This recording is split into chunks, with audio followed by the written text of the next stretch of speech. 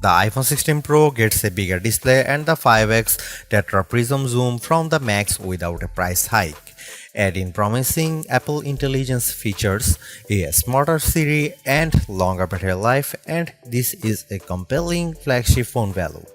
I just wish the charging speed got a boost and that visual intelligence and ChatGPT weren't coming later. The iPhone 16 Pro is still a compact phone, but there is a trade-off with getting a larger display. It's now more of a mid-size phone now as opposed to a small phone as the size and weight have grown. This handset measures 5.89 by 2.81 by 0.32 inches and weighs 7.03 ounces compared to 5.77 by 2.78 by 0.32 inches and 6.6 ounces for the iPhone 15 Pro. So the new iPhone is taller and wider and just as thin, but there's some more heft to it. The good news is that the iPhone 16 Pro is still easy to use with one hand as Apple made the bezels thinner. The design should be more durable too, as Apple claims that the ceramic shield display is 50% tougher. Plus, the band is still made of titanium, which is more durable than aluminum. The iPhone 16 Pro colors aren't very flashy compared to the regular iPhone 16. There's white titanium, black titanium, natural titanium, and the new desert titanium, which is like a soft rose gold. I prefer the desert hue because it looks new.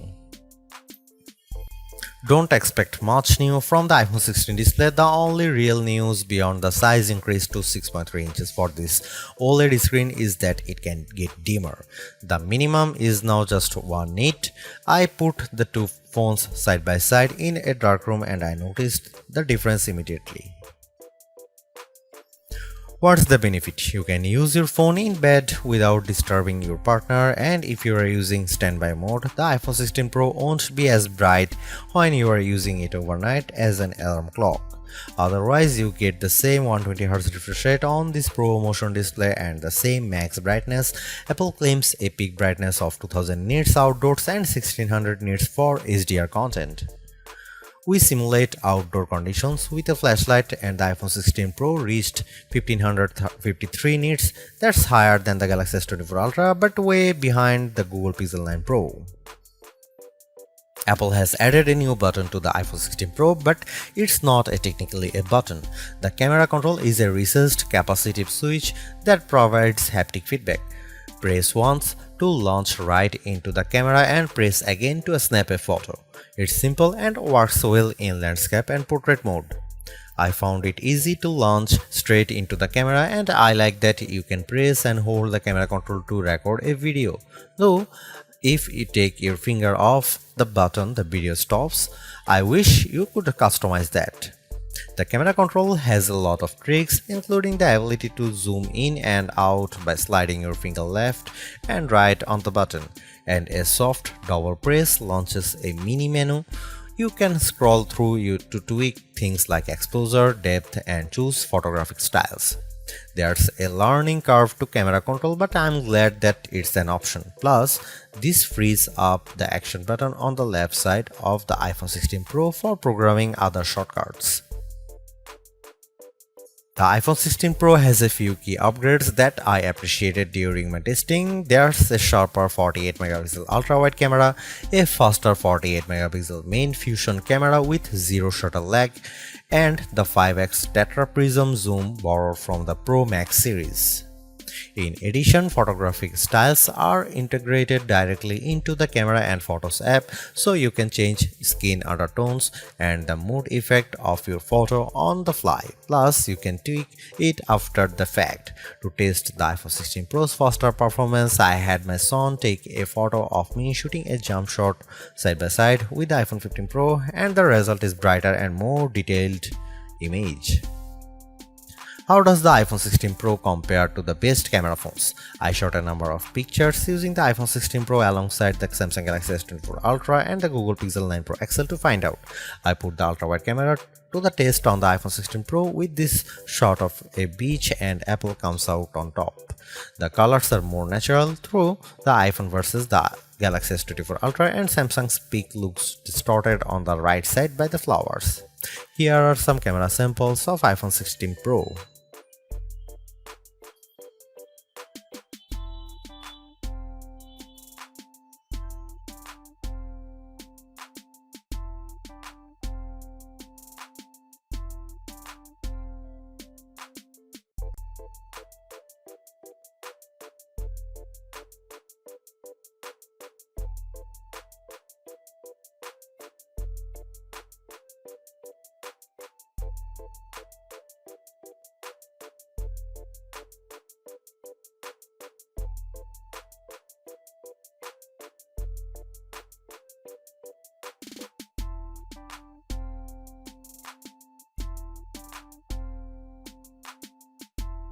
Hey Siri, are you smart yet? Apple Intelligence isn't officially coming to the iPhone 16 series until October, but I was able to try out some of this feature ahead of its official launch as part of the iOS 18.1 developer preview.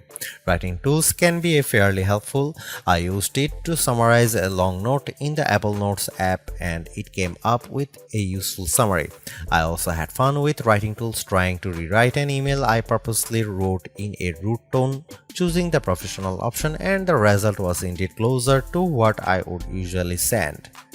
I also used Apple Intelligence to look up how to do various things on the iPhone and get back step-by-step instruction for how to screen record on your iPhone, so you'll definitely spend less time looking up how to at online. On the Photos front, my favorite Apple Intelligence feature is Memory Movie. You can give the Photos app a prompt like a beach memories through the years with an upbeat soundtrack, and you will see the AI go to work sifting through all your photos and videos, and the end result was pretty satisfying, fittingly ending with a sunset peak. While it's overdue, I appreciate that the iPhone 16 Pro has a clean up button, which is basically Google's magic eraser on iOS. Apple's version of this feature is smart enough to identify objects or subjects you might want to remove, and it works quickly. But the feature struggled in some cases to completely erase what I didn't want in the frame. Siri is definitely the biggest upgrade with Apple Intelligence. It's a lot more conversational and forgiving of mistakes as we speak. For example, I was able to correct a timer from 10 minutes to 5 minutes on the fly and Siri got it right. The new Siri in Apple Intelligence is also better with follow-up questions. For example, I could ask about the weather today and then say, how about the rest of the week? And I got an extended forecast. Siri was also smart enough to answer who do the Yankees play next and what are the odds in succession, though it couldn't tell me who the starting pitcher was. I got several links instead.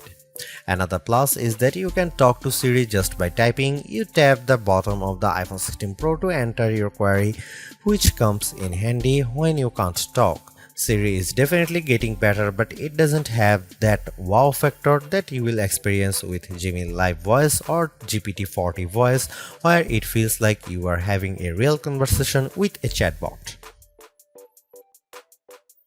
The iPhone 16 Pro packs Apple's new A18 Pro chip built on 2nd generation 3nm tech as well as 8GB of RAM. Based on our testing, it is indeed the fastest chip around, but not on every test. When I played Resident Evil Village, I was scared as I made my way down a snowy path and stumbled upon some dead birds. The graphics are console grade. I also got to play the Infinity Nikki game, which was in beta, and the lighting and water effects were very impressive. On Geekbench, which measures overall performance, the iPhone 16 Pro is 50% faster than the Galaxy S24 Ultra's Snapdragon 8 Gen 3 chip on single core and 15% higher on multi-core performance. The Pixel 9 Pro series is well behind. To test video editing performance, we use Adobe Premiere Rush and time how long it takes to transcode a 4K clip to 1080p. The new iPhone 16 Pro needed just 21 seconds, which is twice as fast as the S24 Ultra. On the graphics front, the iPhone 16 Pro features a 6-core GPU compared to 5 cores for the regular iPhone 16 models. Apple says you should get 20% faster performance than the iPhone 15 Pro. On the 3D Mark Solar Bay graphics test, which has support for ray tracing, the iPhone 16 Pro was 22% faster than the iPhone 15 Pro. However, that's still 18% behind the Galaxy S24 Ultra, which also delivered higher frame rates on the test. The iPhone 16 Pro Max features a new internal design with a graphite-clad aluminum substructure that's supposed to result in 20% better sustained performance. To test this claim, we ran the 3D Mark Wildlife stress test for 20 minutes. The iPhone 16 Pro turned in a stability score of 66%.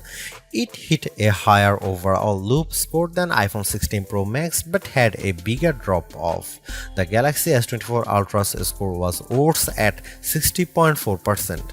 Interestingly, the iPhone 16 Pro Max turned in a stronger stability score of 84%, which is better than the 75% from the iPhone 15 Pro Max. The iPhone 16 Pro gets a bigger battery life boost thanks to a larger battery and other efficiencies.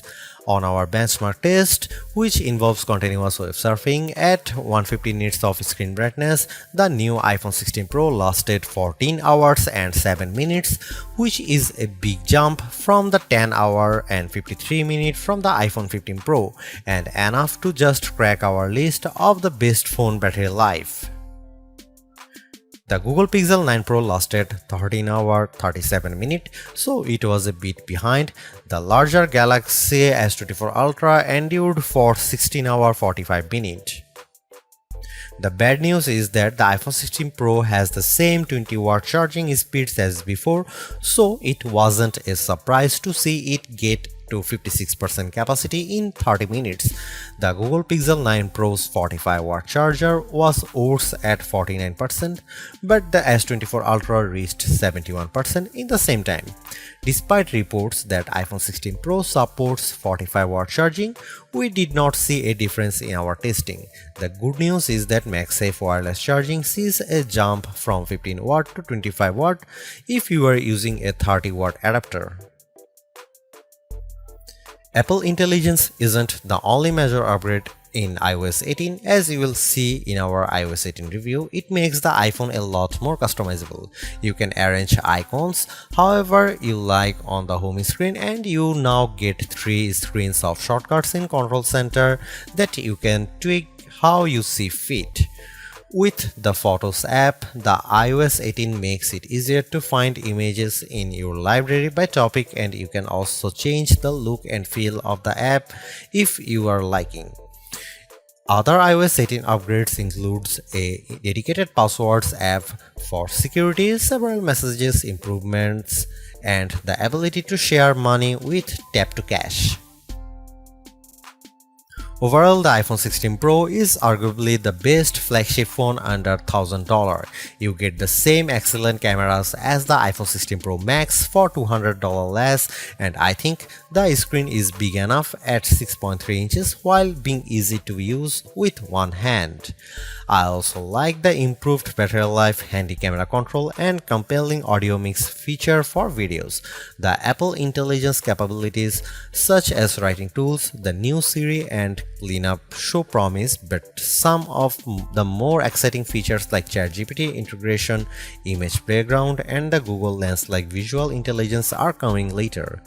In terms of the competition, I think the Galaxy S24 Plus and Google Pixel 9 Pro have more compelling AI features right now, but I prefer the camera system from the iPhone in many cases and the extra performance from its A18 Pro chip.